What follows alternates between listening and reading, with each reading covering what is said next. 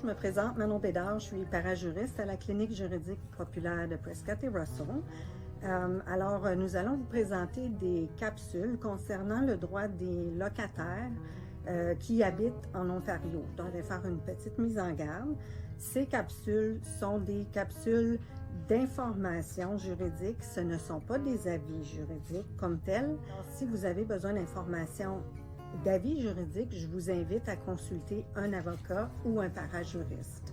Je vous invite également que les avis et les informations qui vous sont transmises aujourd'hui seront en date du 22 février 2022. Elles s'adressent aux locataires qui habitent en Ontario uniquement, puisque le droit des locataires, les lois sont applicables, sont différentes selon les provinces.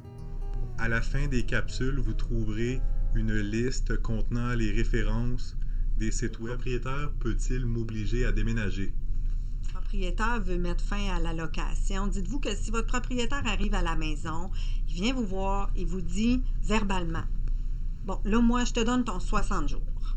C'est un avis qui est non conforme, ça n'est pas bon, ça vaut rien. » Si votre propriétaire arrive à la maison et vous remet un avis écrit qui est de sa main avec de sa plume, c'est pas un avis non plus qui est conforme. Même le propriétaire vous donne un avis écrit qui est à l'ordinateur, mais que c'est lui-même là, qui aurait tapé à l'ordinateur ou qui vous envoie un courriel pour dire « tu dois t'en aller ».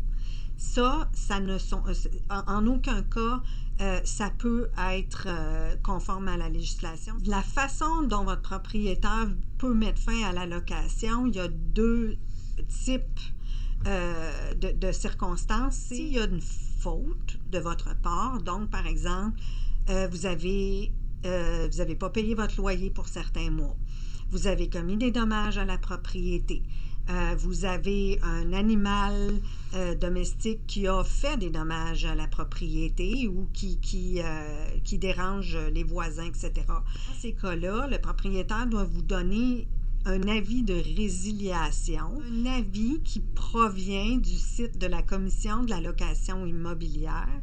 Et il y aura différents avis selon les circonstances qui s'appliquent à vous. Dans ces cas-là, il y a des mesures qui sont prévues pour que vous puissiez mettre fin au problème, comme par exemple si vous avez omis de payer votre loyer.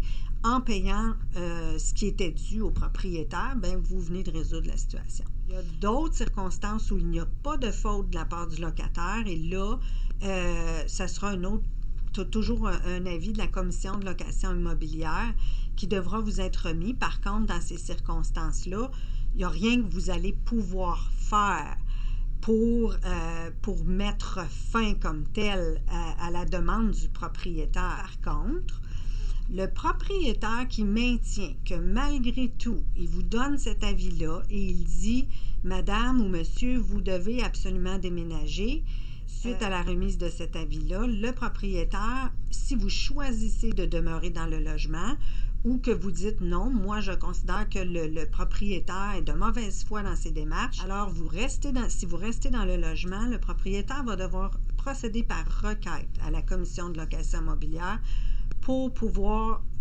donner suite à sa demande de résiliation ou de mettre fin à la location.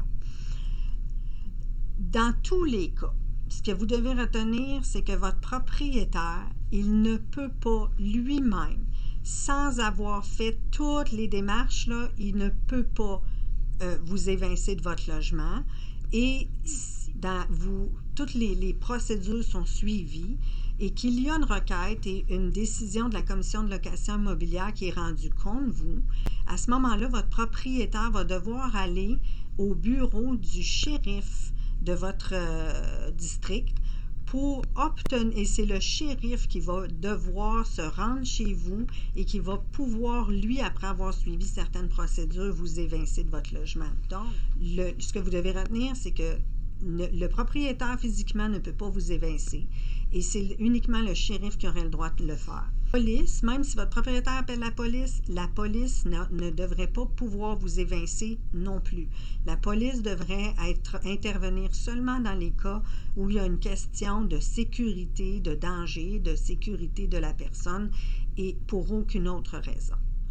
J'espère avoir répondu à votre question parce que c'est une question qui est à multiples volets. Alors, si vous avez besoin de plus d'informations, allez consulter un avocat, un parajuriste ou la clinique juridique de votre